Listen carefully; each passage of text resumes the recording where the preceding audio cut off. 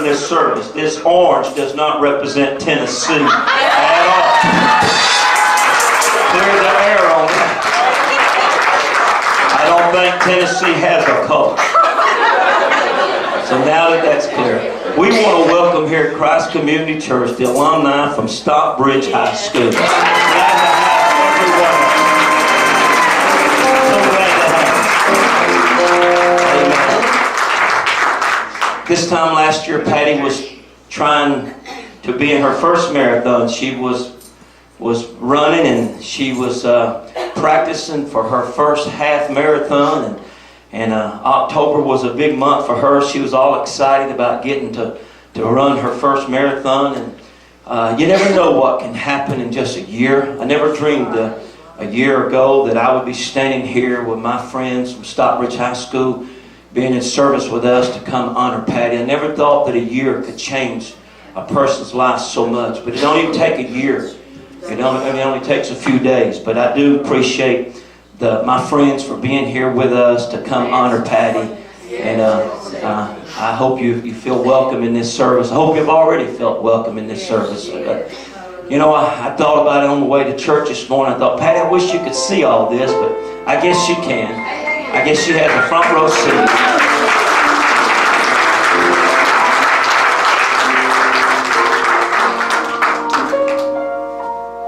And where she is, she sees everything. So I asked the Lord, I said, Lord, I don't want to get all emotional. It's been a tough year this year, but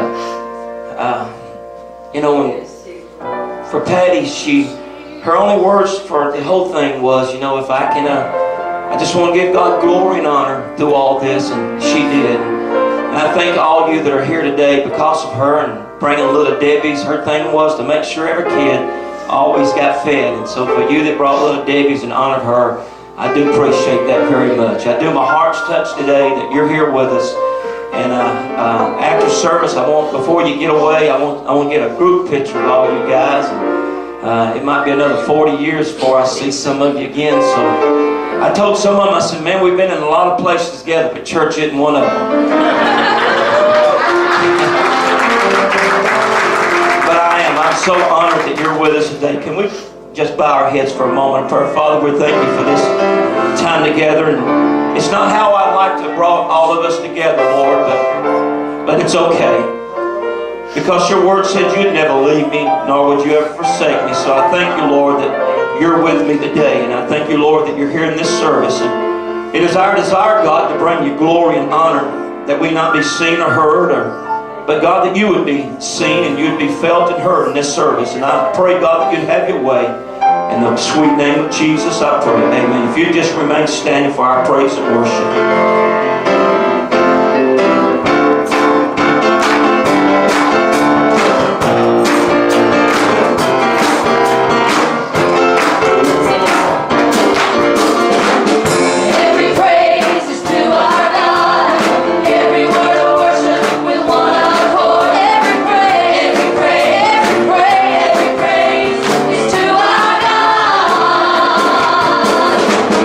Hallelujah to our God.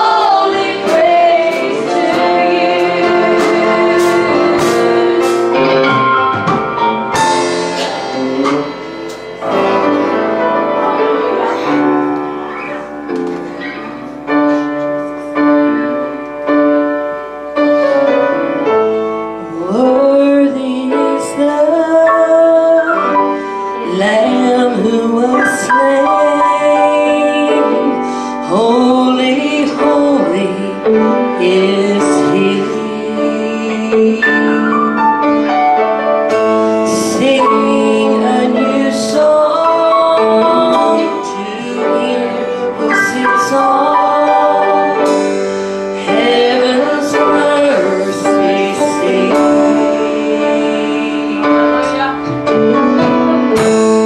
Worthy is the Lamb who was slain. Holy, holy is He. Sing a new song to Him who sits on heaven's mercy seat.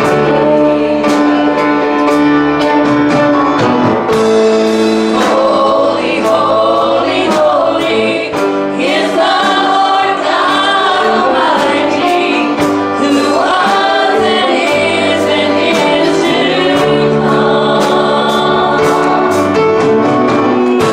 With all creation I sing praise to the King of Kings. You are my everything, and I will adore you. Clothed in rainbows of living color, flashes of lightning, rolls of thunder.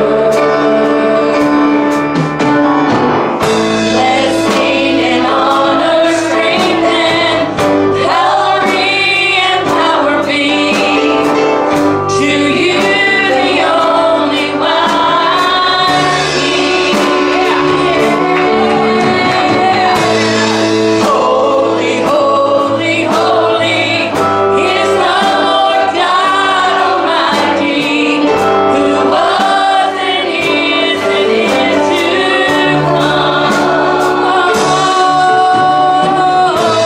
With all creation I sing praise to the King of Kings. You are my everything, and I will adore you. Filled with wonder, awestruck wonder at the mention of your name. Jesus, your name is power, breath and living water. Such a marvelous mystery.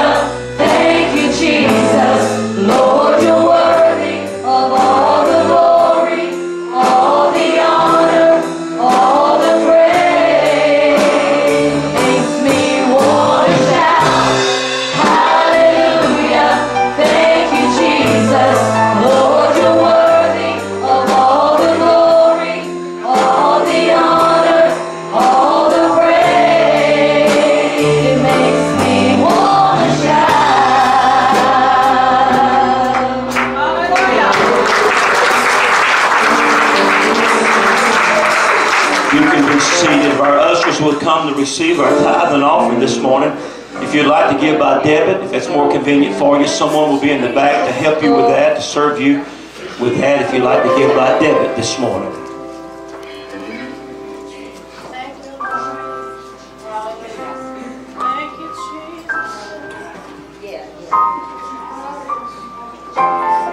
Greg, pray over our offering this morning, sir. Father God, thank you, Lord God, for allowing us to be in this sanctified place once again. We thank you, Lord God, for this time of giving, Lord God. For you have gave, we have freely received, and now we give back to you what you have given to us. Keep us, Father God, in the hollow of your hands. Lead us in the way that we should go. Continue, Father God, to make us and mold us, that we'll be those people that you're calling for in these last and evil days. In Jesus' name we do pray. Amen. Amen. Amen.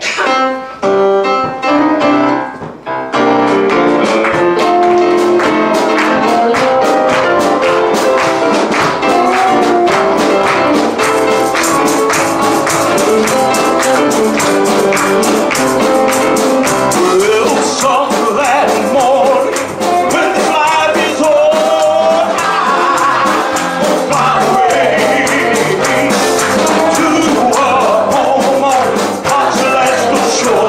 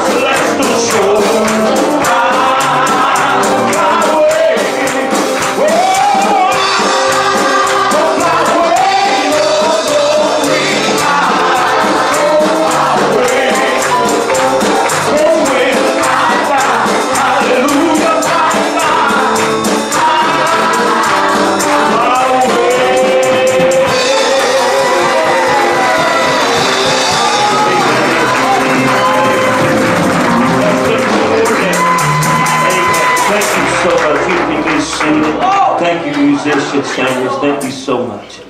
Mr. Richard Bond. Now, Richard, I'm doing the preaching today. For all my friends that know Rick, he can talk with the best of them. I told him to keep it down to at least an hour. We're glad to have everyone here this morning. Richard, come on and tell these people why you decided to come down here for South Georgia. Come on, just cut across, man. Just cut. You've never been a gentleman.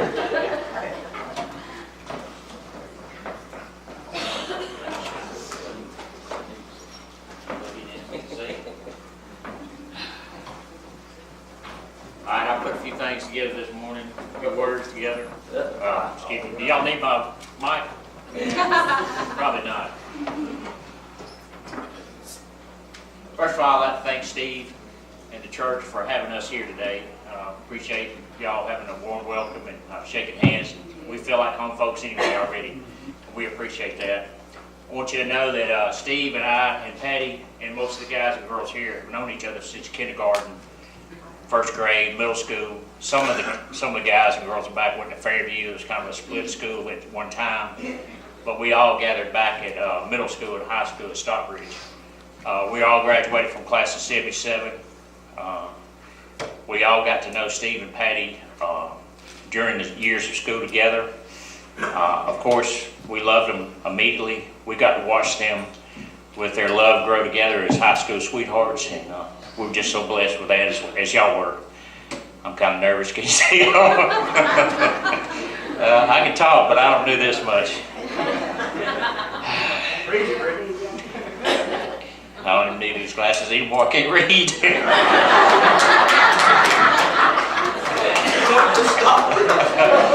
They told me to throw this away. And I'm so glad Stephen asked me to sing.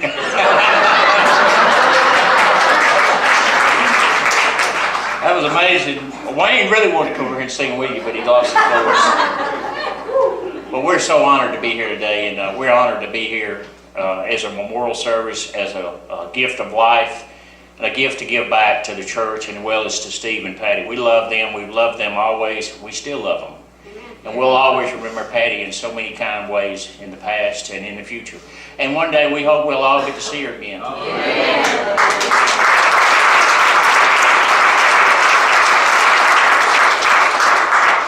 We also lost a lot of members of our class this past year, and we were so fortunate to have Steve step in as a pastor, as a friend, and fill in the gap for some of those folks. And Keith Craddock is in the back. We lost his brother Bobby here a while back after Patty, and it was a shock to us all. And you know, our school is really a small school, and we just all got along. We just always been friends, whether we were tight today or tight tomorrow. We could pick up where we left off 20 years ago and just pick it back up. We have class reunions all the time, and it's just amazing what God has put in store for all of us. We all have different gifts. And I guess mine is talking. But anyway, I'm thankful for that. I'm thankful for my wife. I'm thankful for my friends. We're so honored again to be here, Steve, and thank you so much for having us today. Thank you, buddy. Appreciate it.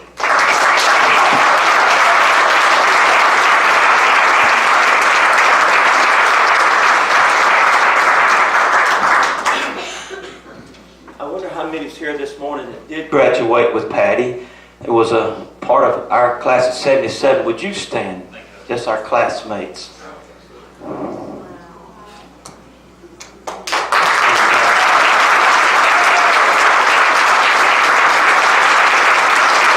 Thanks, guys, for being here. It's a special for me, and I know she would have been so excited that you guys came, and not just excited that you came for her, but she's just as excited you came for me. Yeah. That would mean a lot to her that you came to support me, and for that I am thankful. Well, now what?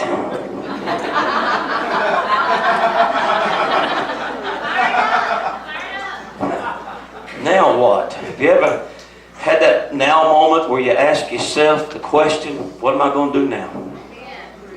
I don't know if you've had those moments, but I've had those moments in the last weeks, months, in the last year, I've asked myself that many times, what am I going to do now? And I find myself asking that every day now. What am I going to do now? What's next for my life?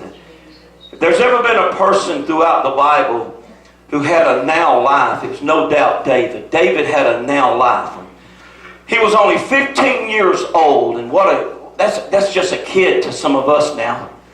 At 15 years old, the prophet Samuel came to him and poured oil over his head and said, David, you're going to be the next king of Israel. You're talking about a now moment. That was a now moment to think in the life of a 15-year-old boy, to tell him, you're going to be the next ruler, you're going to be the next president, you're going to be the next king. You're talking about excitement for this guy. This was an excitement for him to be told that you're going to be the next king of Israel. But here's the stinker in all this. It's going to take 15 years for you to be it. Can you imagine telling a 15-year-old he's got to wait 15 years? You know, waiting is not one of our best qualities. At least it isn't for me. It may be okay for you, but for many of us, it's not our greatest quality to have to wait. David had been told by this man that was a respected leader in the community that one day you're going to be king and you're going to rule Israel and you're going to be the leader of this whole nation. And like David, I've had to ask myself this question: why does it take God so long to get around to doing things? It's okay if y'all won't say amen. I'm all right, but you're not going to scare me. I mean, you're not going to make me nervous or anything. And I've asked God, you just sent this man of God, this mighty man Samuel, and he's anointed me, and he's told me I'm going to do great things, I'm going to be great one day. Why does it take you so long to get around to doing things? I mean, you're telling me I'm 15 years old and you're telling me I've got to wait 15 years. That's all of my life. That's ever since I've been born. That's a long time for a 15-year-old to be told that you're going to have to wait. God, why does it take you so long to getting around to doing things? This man just said that God was going to anoint me to be the king. And he just told me I was going to do great things. He just told me, David, you're chosen. And David's thinking, man, I want my turn. And have you ever said that, man, where's my turn? I see everybody else getting ahead of me and everybody else seems to be doing good and people are retiring and people are starting businesses and people they're doing great in life. When am I going to have my now moment? When am I going to have my turn? And David, he's just anointed king and he wants to tell everybody, man, I'm going to do something great. And then the prophet turns to him and tells him, man, you got 15 years to wait. That's a long time to have to wait to have your now moment. But I'm here to tell somebody this morning that you're just like David and you're wondering, when am I going to have my now moment? And you may be from our school here, and you may have seen the success of some folks, and you may think, when am I going to have my turn? When's it my time? God, I know I was born for greatness. I know I've been born for more than how I'm living. And God, when am I going to have my time? See, the hardest thing about a now moment is waiting for it. I mean, this young boy's just been told, you're going to be king one day, you're going to rule, but you got to wait. Telling a 15-year-old he has to wait 15 years is like telling him he's never going to have a moment in his life. Man, I can remember, I thought I never would live long enough to get out of school. I thought, man, those people that graduate are old people. And I thought, I never will live long enough to get married. People that get married are old. And I thought, man, I'm never going to live long enough to have children. People that have children are old. And I thought, my God, I know I won't ever live long enough to be a grandfather. So telling a 15-year-old, you're going to have this moment in your life, but you've got to wait on it. And for him to have to wait is just outstanding. Can't believe I got to wait. I'm 15 years old and I got to wait 15 more years. I've been anointed. Why do I need to wait? Well, why can't it be right now? And see, many of us have missed some great now moments because we try to rush it before it matures. We try to make God do things. Some of you, I won't go here very long, I'll just hit on this. Some of you has rushed marriage. Enough said about that. Wished you'd have waited. Don't nobody say nothing. That's not an amen time. You rush things, you push things, and you want to make things. See, a lot of times when God tells us we're going to do something, we're going to have something, we want to help God out. We want to rush God on. We want to see if we can get God on the move and move things quicker. He just had this now moment, David did, to be selected over his brother. He's the youngest of his brothers, and to be selected over all of them. Samuel went to anoint one of Jesse's sons, and he anointed all the siblings. And Samuel said, this is the one God's chosen. And so David is selected out of all his brothers. He's selected to be the next king. And he's just now had a now moment, but instead of enjoying the now moment, he's looking too far ahead. And see, I believe some of you are missing some great times in your life looking too far down the road. That's right. Come on, yeah. See, you're not enjoying the right now time. And sometimes you're looking, some of you are not enjoying your life because you're looking to retirement. Some of you are looking for your kids to graduate. Some of you are looking for this to take place. And David is 15 years old, and he's just had this great moment in his life. He's been selected over his brothers. He's been selected to be the next king of Israel. And instead of enjoying that moment, he misses that moment looking for something bigger and better. You know, a lot of us is always chasing something bigger and better and more and prettier and more expensive. We're always looking at, there's never enough in our life. And sometimes we're missing out on the journey. We're missing out on what could be, and that we're missing out on the now moment. See, David's just had a great moment in his life, but he didn't realize it. To be selected, man, you've just been picked over every young boy in all of Israel. You've just been picked over all your brothers. Why don't you just enjoy that for a moment? Some of you have had some great success in your life, but you don't enjoy it because you're looking for the next deal. You're looking for the next moment. You're looking for the next home run. You're looking for the next hole in one. And you don't enjoy the moment. Now, I've come to tell somebody this morning, you need to slow down a little bit and start enjoying the moment, enjoying the right now. Because you know what? We're not promised tomorrow. So we need to learn to enjoy the now.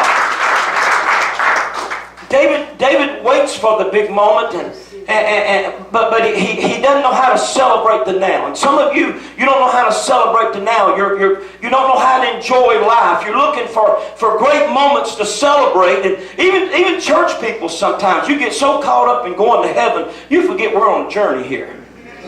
You know, I get around church folks and they get all excited talking about going to heaven, and they want to go, but nobody wants to go today.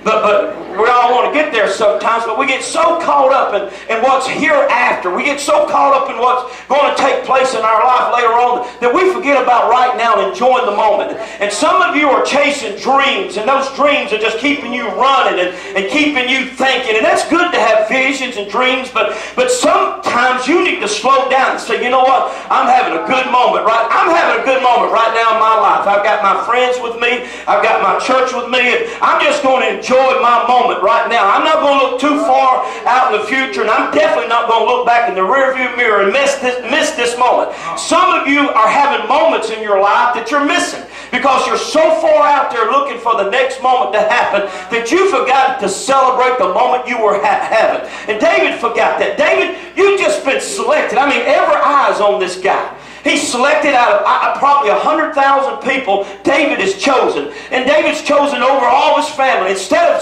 getting by himself and say, wow, that was a moment right there now. I'm telling you, man. You know, I've been an outcast in my family all my life. You know, everybody in Israel's dark complected, brown eye, and black hair. And here comes David. He's real light complected and redheaded. If I'd have been his daddy, I'd divorce his mama right there.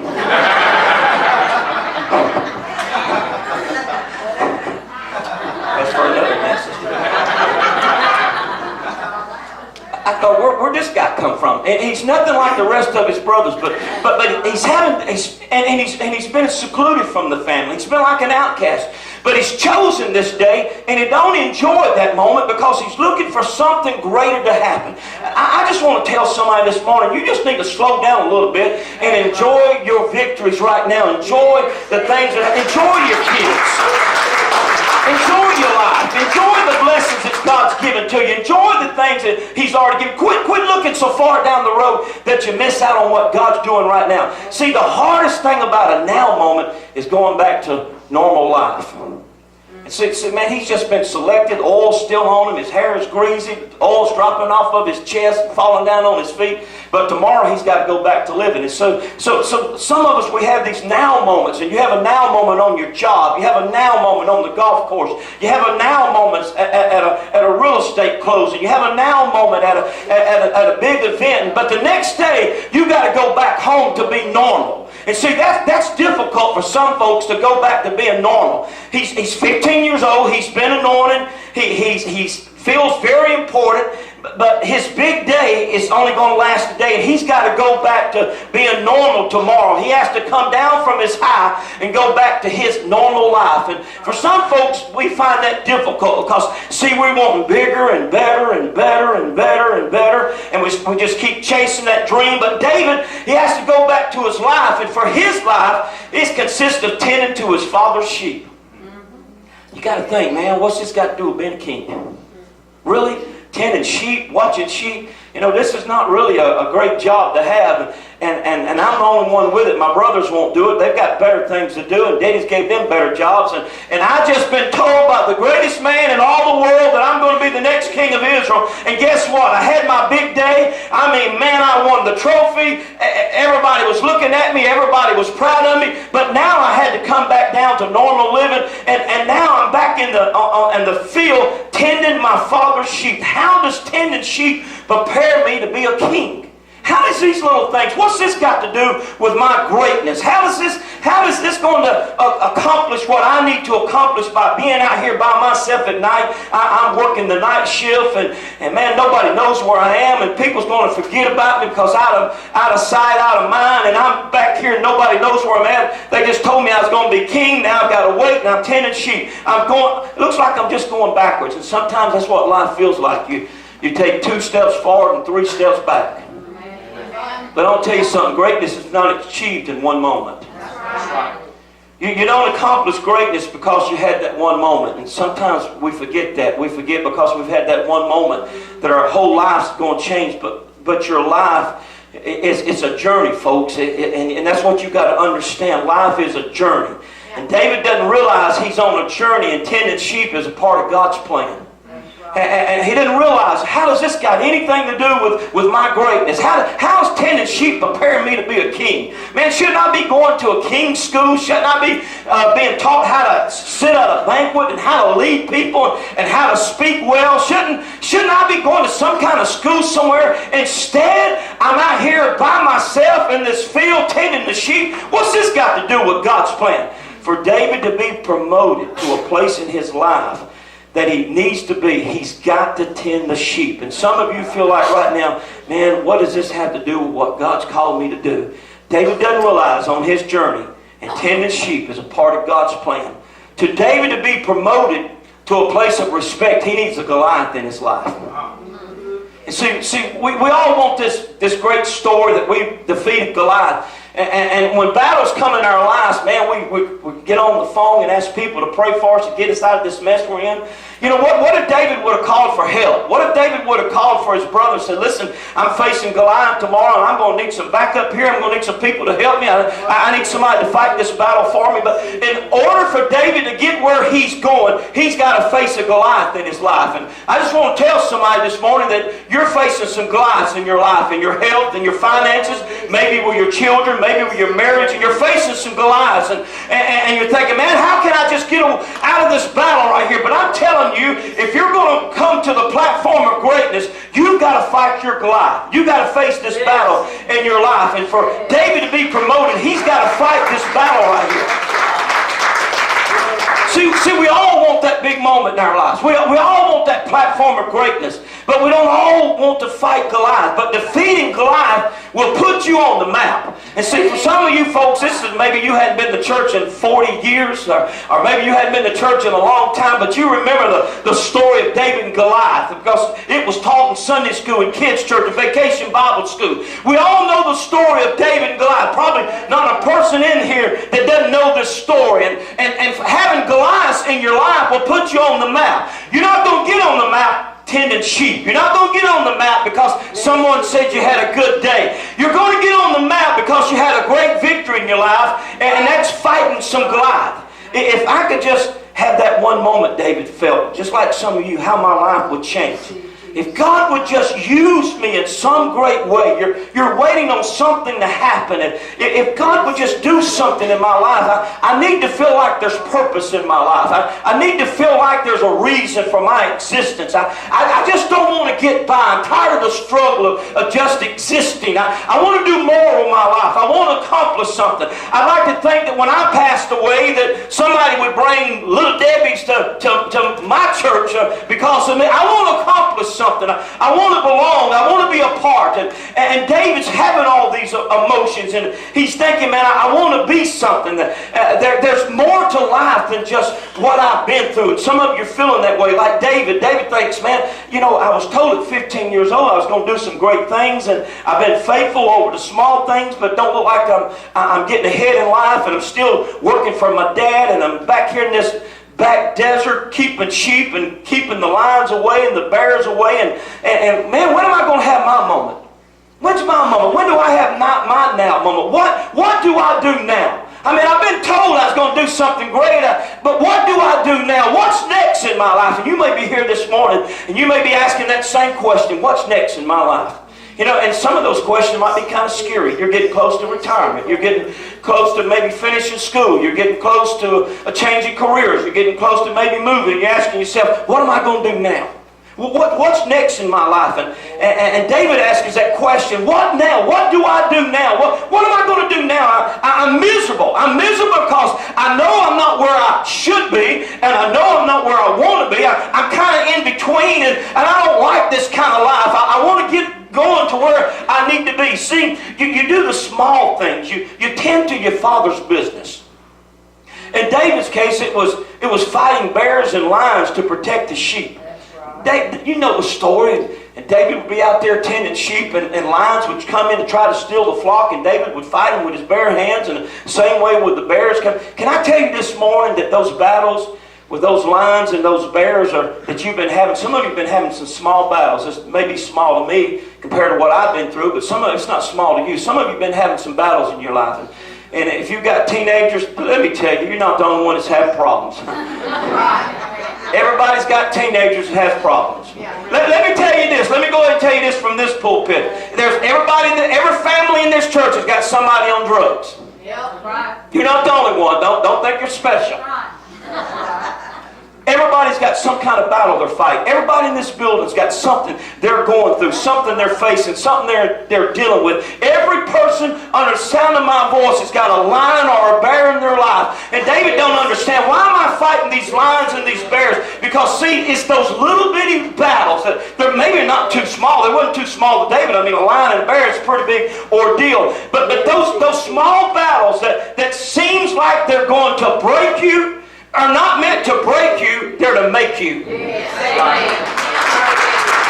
things that you're going through, the things that you feel like are going to break you, is the very thing that's making you to be the next king that God intended for you to be. Those little things that you're facing in life this morning, those things that you're going through with your children, maybe your health, maybe you're facing some things that you never dreamed that you'd be facing at this time in your life. Here I am, turned 58 years old. I never dreamed my life would be where it is right now. I never dreamed that I'd be by myself at 58 years old. But I'm going through some battles that are taking me to a bigger platform. And I would not be the person that I am without going through some of the things that I've been through. So I'm here to tell somebody this morning that the battles that you've been going through that you thought were going to break you, I'm here to tell you they're not breaking you, they're making you to be the person you're going to be.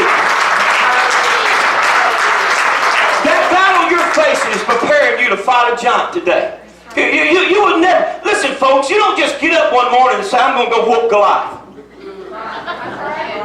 You don't just say that. You don't just get up one day and say, I think I'll just go out there. I'm ready to fight. I'm ready to take on a giant. Some Bible scholars said he was 13 foot tall, probably weighed close to 700 pounds. David probably was about 5'6", 5'7", about 135. And this guy's going to take on this giant of a man. But you know what he realizes? This isn't my first battle. And some of you need to realize this isn't your first battle. You may be leading up to a Goliath in your life, and you may be facing some of the most difficult time. You may be going through cancer this morning. It's the most difficult time in your life, and you may feel like this is the toughest battle I ever faced, and let me tell you, I know it is. I know firsthand, if you're going through something like this, you're going through a time in your life, I know it's the worst time in your life, and you may be asking questions, what's now? What's going to happen now? What's happening? But I want to remind somebody this morning that this isn't your first battle. You've been a fighter ever since you come into this world. You've had to fight all your life. And them little small battles that you went through is to prepare you for the battle that you're about to go through right now. And you know, some of you are facing some crises in your life. But listen, I know many of you. Some of you came up hard. There's not too many of you that was born with silver spoons in your mouth. I know just about every one of you.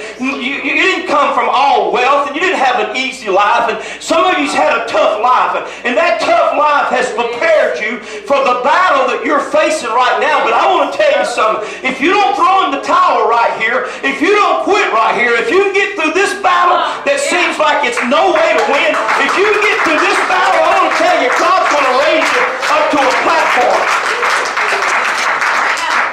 See, many of you are familiar with the story of David's life, and you know how his battle with Goliath turned out. David told the king of Israel, he said, listen, this isn't my first battle. And that's what some of you could say this morning. This isn't my first battle. This isn't my first challenge. This isn't the first thing I ever been through. I mean, I've been through some tough times. It may be the toughest thing you've ever been through, but it isn't your first battle. And so you don't wake up one day and just say, you know, I'm going to go out and fight Goliath. But those small battles have led you to a platform where you're ready to take on Goliath. And the battle that you're facing may be leading up to your greatest victory. Do you realize that you're just a battle away from having the greatest victory in your entire life? And today is not the day to quit. Amen. The day is not the day to stop. David defeats Goliath, and you know that. You know the story. But and David must have think, you know, this is great victory. Man, this is what I've been waiting on. You know, I defeated lions, I defeated bears, and now God's raised me up to a platform where I've defeated Goliath, and surely everybody's going to be ready to anoint me king. But I want to tell somebody something this morning. Your victories will be other people's threats. Yeah, that's right. I hate to be the bearer of bad news, but not everybody's going to be happy about your success. See, David's own brothers became very jealous of his success. They hated him. You would think, man, this is my brother. You know, I can't be king, but maybe he can give me a job in his cabinet somewhere. Maybe I can get some kind of pull him. But I'll tell you something, folks. David had just won a battle for, not just won a battle for himself, but he won a battle for all of Israel. And you'd think that everybody would be happy for him. You'd think that everybody's going to be glad. I'll tell you something. Some folks don't want you to have no victories in your life. Some folks, when you go to the family reunion, wants a taxi cab to bring you. That's right. Come on. Some of you don't understand. You don't have a clue what I'm talking. I said, some of your family members not too happy about you driving up in a Lexus. They want you to get dropped off by the cab. Not everybody is happy about your success, and his own brothers are not happy about it, and people are not going to be as happy as you are. So if you think everybody's going to be glad because God blessed you, honey, you got a bad awakening, because not everybody's going to be happy about what God's doing in your life.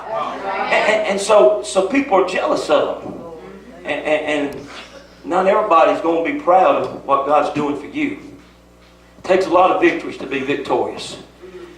And don't celebrate too early, folks. Remember, life's a journey, not just a moment. Yes. And in the 17th chapter of 1 Samuel, we read where David killed Goliath. And in the very next chapter, chapter 18, man, this has been a great day for David. Man, this is wonderful. In chapter 18, the Bible said that they sung a song of David. They wrote a song about David. They said, Saul, which was king of Israel, he's killed 1,000 people, but David has slain 10,000. Seemed like, man, this is a great day. Here's a moment when David feels like he's arrived, but just as soon as he's risen to his place of greatness, he's not back down. And I'll tell you something, folks. That's going to happen in many of your lives. You know, you have that moment in your life where, man, you got that raise and you thought everybody would be happy with you. But you found out not everybody, especially your co-workers. Oh man, they've been going out to eat with you. They've been going to lunch with you. Y'all talked about the Falcons. Y'all took a knee. You remember when we used to watch NFL on Sunday? Some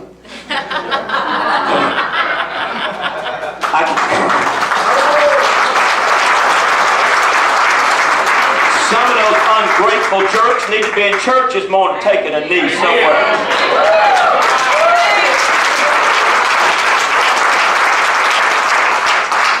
That's for another day. Let me stick to my notes here. Amen. Listen, folks, you've been knocked back down. Many of us knows what it is to get knocked down. I mean, having Jeff, having those great years of being in the real estate business and just to get the air knocked out of you, getting life knocked out of you. See, some of you don't realize. Some of you, man, you've had it easy. But some of you don't know what it is to walk the floor and think, man, are they going to take everything I got? Or am I going to lose everything? Am I going to be homeless? Are they going to strip me of everything I got? So you don't know what it is to have all that knocked out of you. You don't know. Some of you don't know what it is to go to, this time last year, to go to Macon Coliseum Hospital and think your wife had a muscle spasm and walk in for a doctor to come out and say she's got a year to live. And I said, well, we can beat this. We'll find the best doctors in all the United States to help her. We'll do everything we can. I only be told she won't live a year. See, some of you don't understand what it is to get knocked down and knocked down and knocked down. But there's somebody here this morning who understands what it is to get knocked down. See, David got knocked down all of his life by his brothers and by his friends and by everybody who knew him. He kept getting knocked down and knocked down and knocked down. But I'm going to tell you something. If you're going to be a winner this morning, stop counting the knockdowns. Stop it. Stop counting how many times you've been knocked out of the game. Because I want to tell you, if you keep score, if you get up one time more than you've been knocked down, I promise you, you'll be a winner. That's all it takes. I don't want to rub it in, but you Tennessee people got tore up yesterday, 41-0. I don't want to rub that in. I don't want to brag on that. I don't want to boast on that, but I'm just using this as part of the message. This is anointing. This is under the anointing I'm saying that. They didn't have to win by 41 points, folks. All they had to win was by 1 point. And all you have to do is get up one more time. You've been knocked down by family members. You've been knocked down by careers. You've been knocked down by health. But if you could just get up one more time, you don't have to get up 100 more times. If you could just get up one more time, if you could find something in you that would help you stand to your feet one more time, you can be a winner by just getting up one more time. Amen. David had some victories. But he suffered some great defeats as well. And one of those defeats came when he made his greatest mistake with a woman named Bathsheba. Anybody know about Bathsheba? Sure you do. Yeah, everybody knows about Bathsheba. Sure. That's that other woman. It was a bad time in David's life. He made a bad mistake. Now here's this guy, when 15 years old, he was told he's going to be king. He's been told he's going to lead Israel, he's going to be the great, and he was. He still is known as the greatest king Israel's ever had to this day. The city's named after him. Motels are named after him. If you ever visit the Holy Lands, you're going to see David, the Star of David. I mean, he's still the greatest guy that ever existed in all of Israel. And he's been knocked down, he's been pushed to and fro, but now he makes a terrible mistake. Man, he has an affair with a married woman, and he tries to cover that affair up by killing her husband. Wow. Man, David, it's one thing to take the man's wife, but to kill him? And then, because the reason he kills the man, because he finds out he's got her pregnant. So if he can kill this man, he's going to be a hero. I'll marry this dead man's wife and raise his child. And everybody say, look how great David is. He raised another man's baby. Yeah. And man, so he kills the man. And God takes the baby. The baby dies. So here's David now. Man, I'm talking about a complete failure. I mean, you don't get much worse than known as a rapist and a murderer. That's pretty bad. You don't want that on your resume. Right. I mean, he's messed up big times. And he has to ask the question, man, now what? Yeah. Man, what am I going to do now? You know, have I blew my chance of being the king? Have I blew my chance of success? Have I blown my chance of ever being what God intended for me to do? Because I've messed up. It's one thing for people to mess me up. It's another thing for people to mess with me. But this is my fault. I don't have anybody to blame. I've messed up. Can I still be anything after my mess-ups? Can I still accomplish anything great? Listen, folks, victories can't be celebrated long. You know, you see a guy, he's going to score a touchdown today, and he's going to stand in the end zone and dance and give high fives and turn back flips. But you know what? Next Sunday is a different game. Amen. You can't celebrate victories forever. But can I tell you, you can't mourn defeats forever either. That's right. Some of you, you know what? You're quick to get over your victories. But some of you are still living in the past of defeats. You messed up in marriage. You messed up on the job. You messed up. You were wrong. I'm not trying to condone. You were wrong. But I want to tell you, even when you've been wrong and when you've been the failure, when you've messed up, I want to tell you, life's a journey. It's not a moment. It's a journey. We're all going to make mistakes. Every one of us. Every one of us are going to have failures. Folks, everybody that plays this game called life one day is going to walk off the field with their head hanging down. Yeah. And David has to make a choice. He has to choose. Am I going to let my past dictate who I am, what I'm going to be? Am I going to let my mistakes and what's happened to me, and even what I couldn't help? There's some things that's happened to me that I had no control over. Am I going to let those things dictate me the rest of my life and determine who I'm going to be and what I'm going to do and whether I'm going to enjoy life anymore? David has to make a choice to live and defeat or get up and make something out of his life, and he chooses to get up. It's hard. Man, it's one thing to get up when someone else has knocked you down. But when you're the reason you're knocked down, it's hard to get up.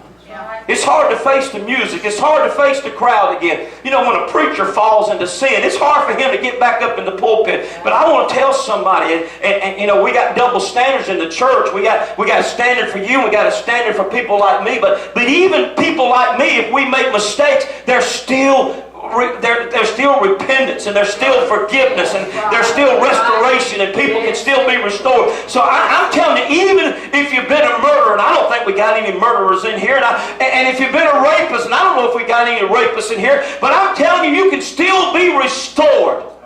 Just because you changed your plan doesn't mean God changed his. So David makes a choice that day. I'm going to get up. I said, I can't make that choice for you. David makes that choice for himself. He chooses to get up. For a life to change, it's just a matter of choice. Do you realize that? For your life to change today, it's just a matter of choice. You have to make the choice to change. People can't change you. And I get so aggravated, some of you girls sometimes going out and finding these guys think you're going to change them. Then you get all upset with me when I tell you, well, I wish I could do your wedding, but I'm going to be out of town that Saturday. I'm going to be out of town talking Flovella. I'm going to be up in Jackson or somewhere. But quit trying to change people. You can't change you. You definitely can't change. Quit trying to change people. The only way we're going to change is we've got to make a choice to change. And so David decides, man, I've been knocked down, you know, and he was revealed. The prophet Nathan came to him and said, David, he said, told him a story about about a man having a sheep, and gave him the whole spiel, and he told David, he said, David, everybody knows what you've done. Everybody knows you're a murderer. Everybody knows you're a rapist. Everybody knows your life. You know what David could have done? David could have become an alcoholic right there. He could become a drug addict right there. He could have said, you know what, I'm just going to go back and work for my dad and keep sheep, and I don't want no friends. I'm going to delete everybody on Facebook. That's what some of you do when you get mad. Yeah, man, I get deleted about 3 times a week.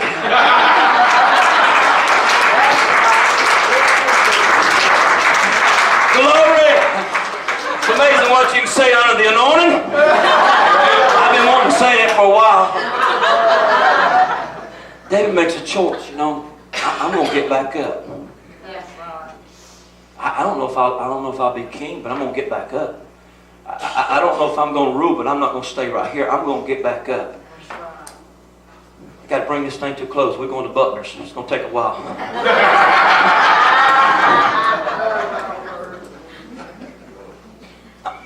Listen to what it says. Folks, and David has. It's bad, man. You know, here you just been told 15 years ago you're going to be the next king of Israel. You're going to rule the nations, man. And you're not just going to rule the nation. You're going to be a world ruler. Israel at one time ruled the world. You're going to be the greatest guy in all the world. But you mess up. And there's some people in here that's probably messed up. You messed up in a marriage. You messed up on a job. You messed up in your family. You wished you could take it back. You wished you hadn't have said it. You wished you hadn't have done it. You messed up. But this is what it says. And 1 Samuel chapter 6, it says that then David danced before the Lord with all of his might. Now this is kind of crazy. You've been reading this whole story about David and his success, his failures, and he's just messed up. I'm talking serious flop, folks. I mean, the man's killed somebody. He's raped a girl. His baby's just died. And this is what he decides he's going to do. I'm going to dance. Really? You're going to dance? Many of you are still waiting on the right song to dance. Some of you are still waiting on that right beat before you feel something, before you dance. David has spent his life on the right moment. If I could just beat Goliath, if I could just get to this place, if someone would recognize me, and you think if I could just get this deal, if I could get this promotion, if I could get this car, if I could get this house, if I could just get the right break in life, then I would reach my goals. I'd be where I wanted to be. And David decides, I'm tired of everybody trying to make things right for me. I'm going to make my own moment. So he decides, I'm going to dance. Now, he's made a great mistake. And he's been wrong. He's wronged people. And he's suffered great loss. But he says, even with all that in my life, I'm going to dance. I failed, but I'm going to dance. What's he doing? He's making a choice. This is what he'd been told. He told his wife, he said, tomorrow I'm gonna dance. And she said, you're a fool. Have you ever been told, when you told somebody you was going to do something? Yeah. You're a fool. Yeah. You know what David said? David says, I'll be a fool if I don't get up. And I just want to tell somebody, you're not a fool because you got up. You're a fool if you stay down.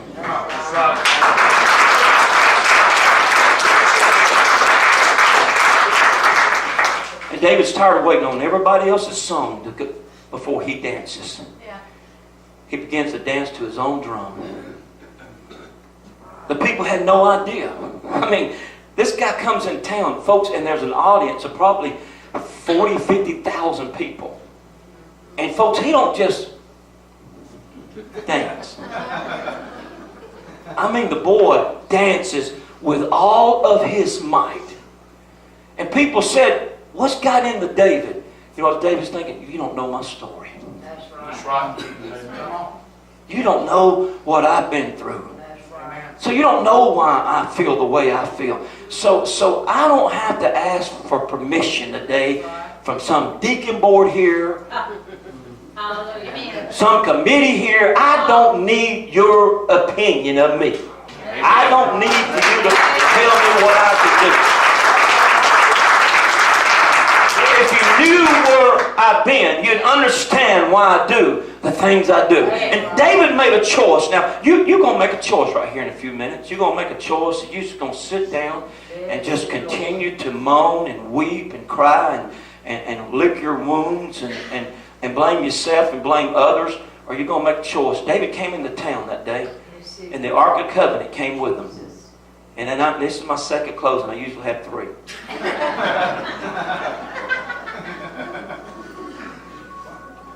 David realized, man, I made some terrible mistakes in my life and hadn't got a lot to brag and boast on. He said, but, I'm not going to live like this. And the ark was the glory of God.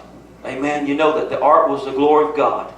But David realized that moment that the glory of God can't be revealed through you until it's revealed in you. Stand with me this morning.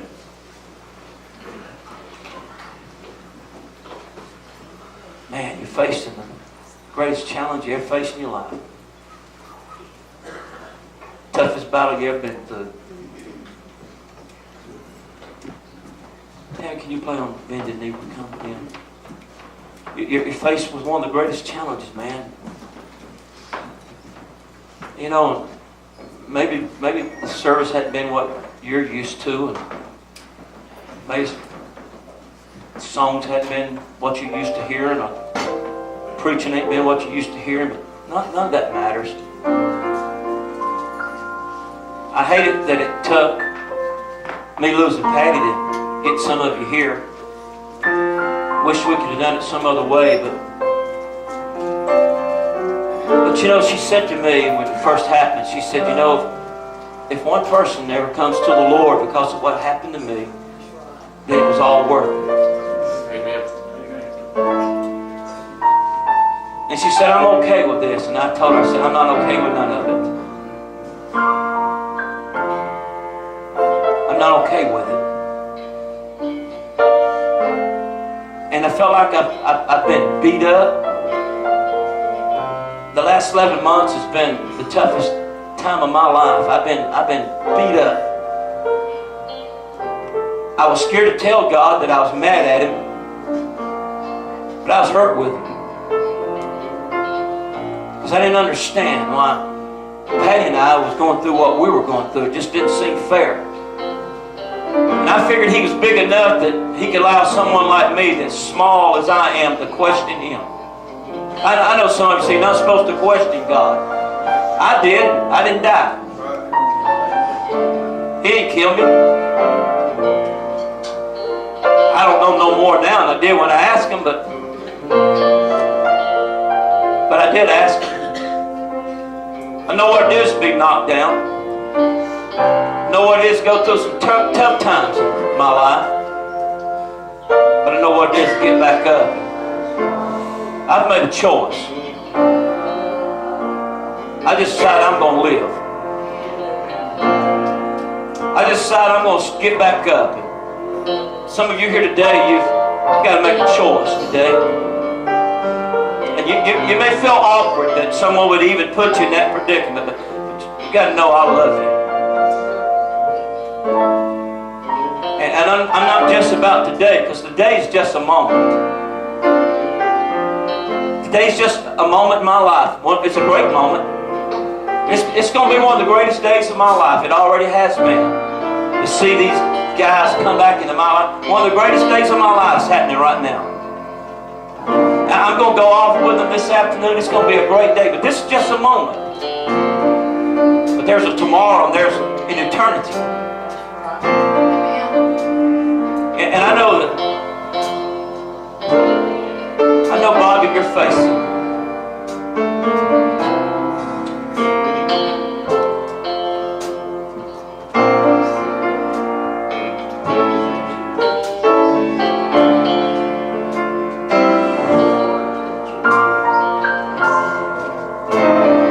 My good friend here, Bobby, we played football together. Bobby's always was so strong and so powerful.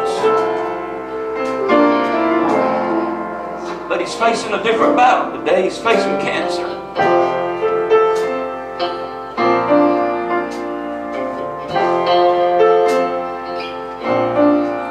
I know, Bobby, this service isn't about you, buddy, but I want you to know we all love you, pal. We all love you, man.